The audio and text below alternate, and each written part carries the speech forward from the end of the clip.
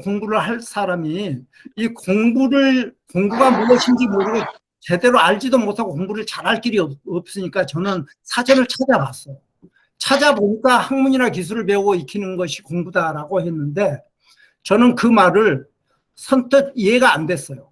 학문이란 무엇이며 기술이란 무엇이며 도대체 배우고 익히는 건 도대체 어떻게 하는 것인가? 이런 어떤 구체적인 내용을 또 찾아봐도 답이 확실히 나오지 않았습니다. 그래서 이제 저는 제 꿈이 있었기 때문에 내 꿈을 이루는 것이 공부다라고 제 개인적 개념을 잡고 공부를 하면서 보니까 꿈을 이루는 것은 공부하는 결과지 공부에 하는 것을 알게 됐습니다. 그래서 그럼 도대체 공부란 무엇일까? 그래서 그 공부를 내가 공부를 합시고 했던 것을 다시 이제 거꾸로 이제 추적을 해봤어요.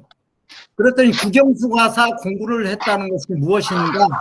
이 공통적 어떤 속성, 공통적 내용을 모아보니까 이게 진짜 공부구나라는 것을 알게 됐어요. 그래서 그걸 이제 저는 실용적 공부의 의미다. 자기 주도적이고 아주 효과적이고 확실한 공부의 의미라는 것을 찾았습니다. 그게 혹시 무엇인지 아십니까? 한번 들으신 분은 여기 아직 오늘 처음 들으신 분은 모르실 겁니다. 왜냐하면 인터넷을 아무리 검색을 하고 사전을 찾아본들 이런 실용적 공부의 의미가 정확하게 설명되어 있는 것은 없습니다. 왜냐하면 이런 용어의 정의는 새롭게 이렇게 추론적 개념으로 만드는 안 나와 있습니다. 그리고 우리가 이제 공부를 할 때 사전적 의미에서 배우고 익히는 게 공부라면 배우는 것은 어떻게 해서 배우고 익히는 건 어떻게 익히는가? 그걸 보면 지금까지 우리가 인간들이 해온 공부에 특히 우리나라에서 해오는 공부에 어떤 그 결점이 드러납니다. 가르쳐 주어야 배우는 거고 배워야 익히는 것으로 되어 있습니다. 그러면 가르쳐 주는 것은 수업이잖아요. 그리고 그것을 배우는 것이 수업이죠. 학생의 입장에서도. 그러면 잘못 가르쳐주면 잘못 배우게 됩니다. 안 가르쳐주면 배울 수가 없게 됩니다. 그럼으로써 결국은 공부다운 공부를 할 수 없다. 그리고 또한 내가 공부를 합시고 했지만 그게 맞는지 그런지를 파악을 못하게 되겠죠. 그래서 무작정 암기를 되게 되겠죠. 그래서 암기하는 게 익히는 것입니다. 그래서 공부의 어떤 순서, 공부의 사이클을 보면 우리가 대부분 어떤 일반적으로 정확히 알지는 못하지만 예습해야 되고 복습해야 되고 예습하고 수업받고 복습해야 된다라는 말은 대충 아실 겁니다. 그러나 그걸 어떤 목적으로 왜 어떤 절차를 밟아서 어떤 순서로 어떤 생각을 가지고 어떤 사고방식을 동원해서 그렇게 공부를 하면 결과가 어떻게 나오는지 이런 걸 알지 못하고 그냥 한번 훑어보는 게 예습이다. 이 정도. 다시 배운 것을 한번 훑어보고 하는 것이 복습이다. 이런 공부를 했는지 안 했는지 모를 그런 어떤 애매모호한 그런 말들을 합니다. 자, 그래서 우리가 이제 앞으로 이제 중요한 미래를 펼쳐나가고 지금 현재의 문제를 해결해 나가야 되는데 진짜 공부다운 공부를 하면 그걸 해결할 수 있다는 것입니다. 그러면 실용적 공부의 의미가 뭐냐 하면은 내가 모르는 것을 내가 알아가는 것이 진짜 공부라는 거예요. 그 외에는 공부가 아니라는 것입니다. 그래서 숙제를 하거나 무작정 수업을 듣거나 강의를 듣는 것은 공부가 안 됩니다. 그래서 우리 학생들이 왜 수업을 충실히 듣고 숙제를 충실히 하는데도 왜 공부를 못하느냐? 그건 공부가 아니니까 공부를 못하는 것입니다. 그래서 반증으로 증명할 수 있는 것입니다. 그래서 이렇게 이제 공부의 의미가 정확하게 되어 있어야 되는데 이게 이제 제대로 되어 있지 않기 때문에 이제 여러 가지로 이제 진행하는 게 이제 어려움이 있게 되겠죠. 그러면 나는 4번입니다. 4번에 공부가 인류 생활에서 언제부터 시작되는지 안다. 이게 공부의 역사입니다. 공부의 기원입니다. 공부가 언제부터 시작됐습니까? 우리가 공부가 흔히 책을 읽고 쓰고 기록하는 게 공부인 줄 아는데, 생각 없이 책을 읽거나 생각 없이 기록을 하는 것은 공부가 안 됩니다. 아까 금방 말씀드렸듯이 내가 모르는 것을 내가 알려고 할 때만이 공부가 되어간다는 것입니다. 그래서 무엇을 내가 모르는지 이 정확한 공부할 대상을 꼭 찍어서 사자나 호랑이가 맹수들이 사냥을 할 때 사냥감을 꼭 찍어서 집중해서 추적을 해야만이 성공하듯이 마치 사냥법과 똑같다는 것입니다. 공부도. 자, 그래서 이 공부의 기원이 인류 생활에서 언제부터 시작되느냐? 언제부터 시작됐을까요? 자, 그게 우리가 살기 위해서는 뭘 먹어야 됩니다. 물론 이제 의식주가 필수죠. 그런데 우리가 살기 위해서 해야 되는 것을 알고 그걸 해 나갈 때부터 공부는 시작되었다는 것입니다. 칼이 구석시대 때는 칼이 없었지 않습니까? 그럼 칼이 없는데 어떤 사냥을 했거나 그럴 때 어떻게 그걸 배를 가르고 잘라서 어떤 불이 있었으니까 불을 통해서 구워서 먹기도 하고 익혀서 먹어야겠죠. 질기니까 못 먹고. 그래서 그걸 어떻게 칼이 없는데 칼질을 했을까요? 자, 이 돌을, 단단한 돌, 차돌 같은 돌을 깨뜨리면은 아주 날카로운 칼처럼 날카로워집니다. 그걸 가지고 이 칼질을 했습니다. 그래서 그 경험을 통해서 돌이 단단한 것을 깨뜨려야 칼이 되는구나 라는 것을 알게 됐겠죠. 그러나 허물허물한 돌은 깨뜨려봤자 칼질을 할 수 없습니다. 자, 이런 것들을 경험을 통해서 이렇게 해야만이 되는구나 라는 것을 알게 된 것입니다. 그래서 그게 공부의 시작입니다.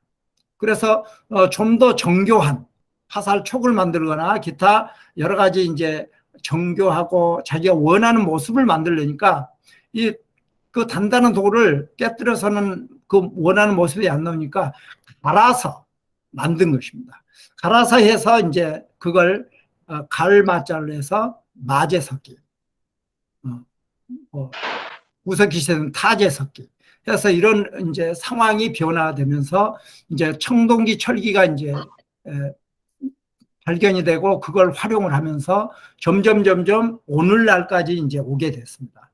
오늘날 또한 공부를 하지 않고 우리가 지금 현재 미트를 통해서 서로 지금 온라인 강좌를 하고 있지 않습니까?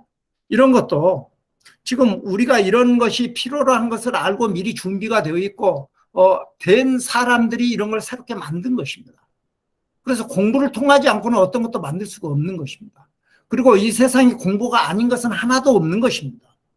알지 않고는 어떤 일도 성공할 수 없고 어떤 것도 잘해 나갈 수가 없습니다. 그래서 이 공부는 해도 그만 안 해도 그만이 아니고 반드시 해야 되는 것입니다. 필수뿐만 아니라 인생의 전부일 수 있다. 자, 이런 관점으로 좀 접근을 하시면은 공부에 대한 어떤 열의가 불이 오를 수 있습니다.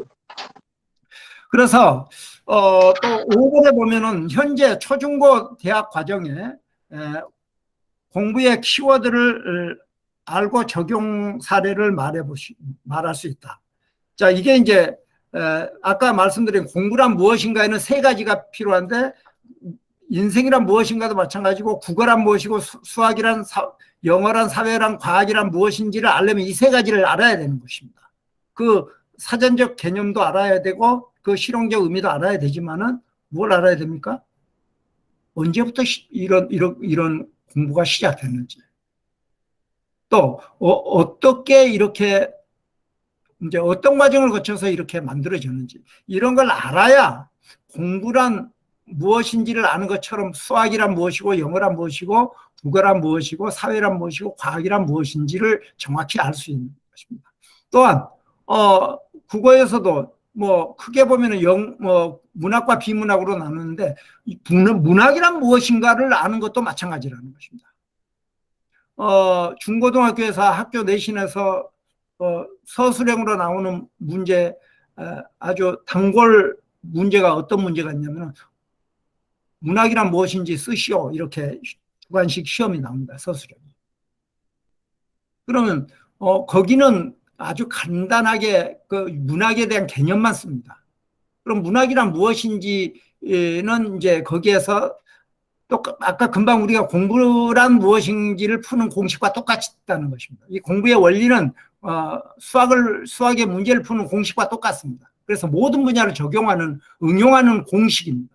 그래서 문학이란 무엇인지를 알려면은 공부란 무엇인지를 알 때 공부의 개념, 공부의 역사, 공부의 과정을 알듯이 마찬가지로 문학의 개념, 문학의 역사를 뭐라고 그러죠? 문학사라고 그러죠. 문학사.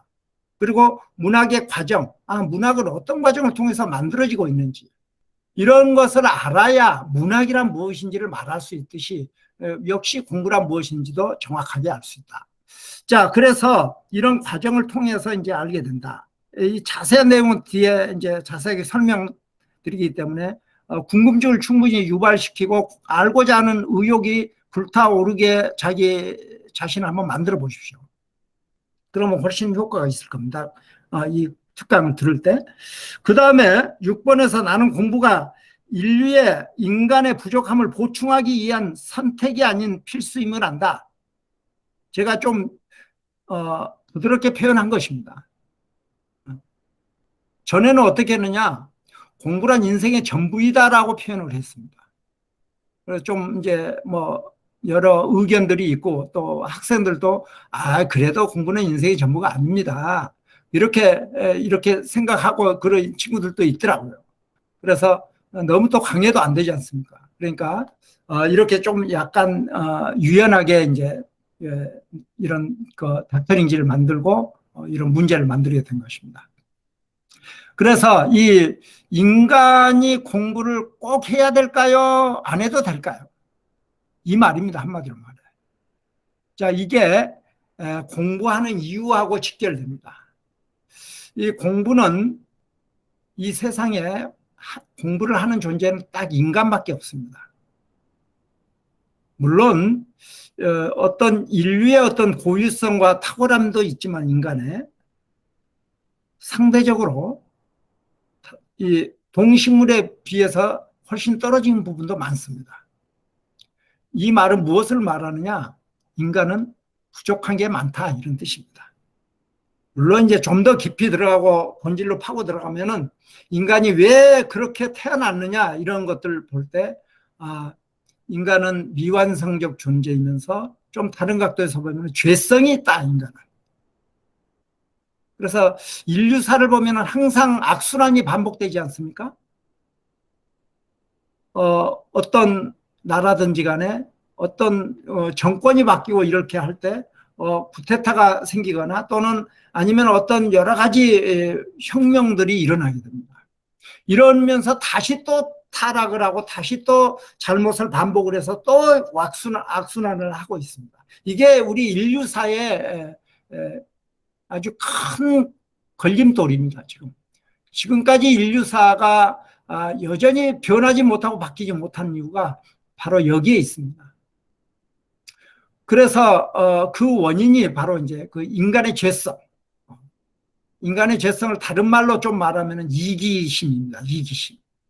나를 위해 나만 행복하고 나만 성공하고 나만 살면 된다는 이런 사고를 가지면은 그 사람은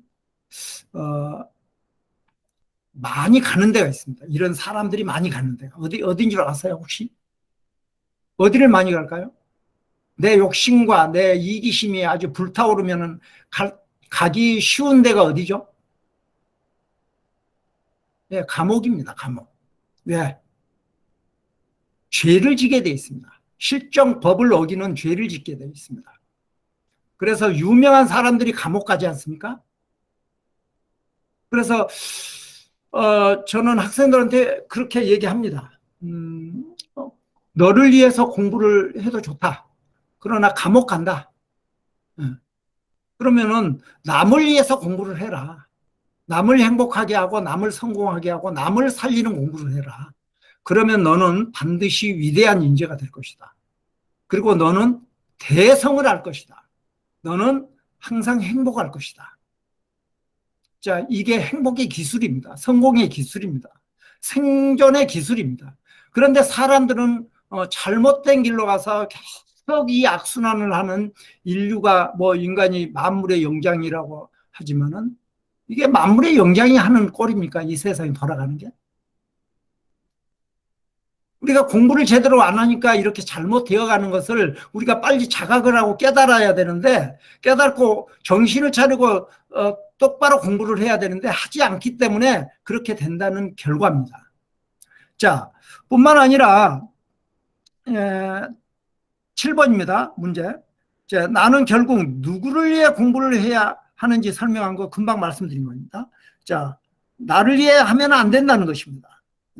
그리고 8번, 나는 공부하는 이유가 내 역할을 수행하고 확장하기 위함을 안다. 네, 그렇습니다. 남을 살리고 남을 성공하고 남을 행복하게 할 수 있는 역할을 확장해 나갈 수 있어야 된다. 자, 그런데 요즘 아이들은 공부를 어떻게 하려고 하느냐면은 축소합니다. 자꾸. 확장을 해야 되는데 축소하려고 합니다. 왜 그럴까요? 이유가 뭘까요? 공부 빨리 때려 이렇게 해치우고 나서 놀려고 하는 것입니다. 게임하려고. 그러니까 공부한 자세가 안 돼 있다 이겁니다. 그러니 무슨 공부가 되겠습니까? 그래서 그렇게 해치우는 식의 공부가 아니라는 것입니다. 살리느냐 죽이느냐 이 절대절명의 단계에서 어떻게 이 공부를 제대로 알지를 못하니까 그렇게 될 수밖에 없다. 뿐만 아니라 그 9번에 보면은 나는 공부하는 이유가 나의 변화의 필요성을 감지하여 지혜롭게 주도하거나 변화된 것을 알고 대처하기 위함이다. 그렇습니다. 지금 오늘도 이렇게 미트로 하고 있습니다. 강좌를 온라인으로. 비대면 이 시대에도 해도. 그런데 이걸 이용할 줄 모르면 어떻게 되죠? 변화에 대처할 수 있는 역량이 없는 것입니다. 즉 무슨 말이냐면 알지 못한다 이런 뜻입니다. 그러면 하지 못한다 이런 뜻입니다. 그래서 이런 것들이 다 공부임에도 우리는 이 변화에 대한 관심을 가지고 무엇이 변화되고 있는지를 알아야 거기에 맞춰서 대처할 수 있는 능력이 생기고, 무엇이 필요한지를 알아야 그 변화를 주도할 수 있습니다. 이 리더자들, 지도자들이 이런 걸 하는 것입니다. 이런 사람들이 노벨상을 타고 특허를 내고 새로운 걸 개발해내는 것입니다. 곧 공부가 열쇠라는 것입니다. 한마디로 말해서. 그래서 이런 것을 아는 것이 공부고 이 역량을 키워나가는 것이다. 자, 뿐만 아니라 나는 공부한 이유가 나를 올바른 상황의 변화로 이끌어가기 위함이다. 네, 그렇습니다. 잘못된 생각, 잘못된 공부 방법, 잘못된 습관, 뜯어 고치지 않고 개조하지 않고 어떻게 바르게 고쳐질 수 있겠냐는 것입니다. 영원히 회복하기 어렵다는 것입니다. 그래서 우리가 이런 올바른 상황의 변화를 대처할 수 있어야 된다. 그래서 그러려면 뭐가 필요하죠? 기준이 필요합니다. 올바른 기준이 뭐냐 이겁니다. 내 이기적인 생각이냐 이타적인 생각이냐, 그게 어떤 것이 올바르다고 생각합니까? 네. 그러면 지금 이타적으로 살고 있습니까? 이기적으로 살고 있습니까? 99.99%가 이기적으로 살고 있습니다. 그래서 우리는 전부 다 감옥 갈 대상들입니다. 사실 밝혀지지 않아서 그러지, 샅샅이 표적 수사를 하면은 다 걸려듭니다. 다 감옥에 가야 됩니다. 그런데 누가 잘났고 누가 못났다고 무슨 똥 묻은 개가 겨 묻은 개를 나무랄 수 있습니까?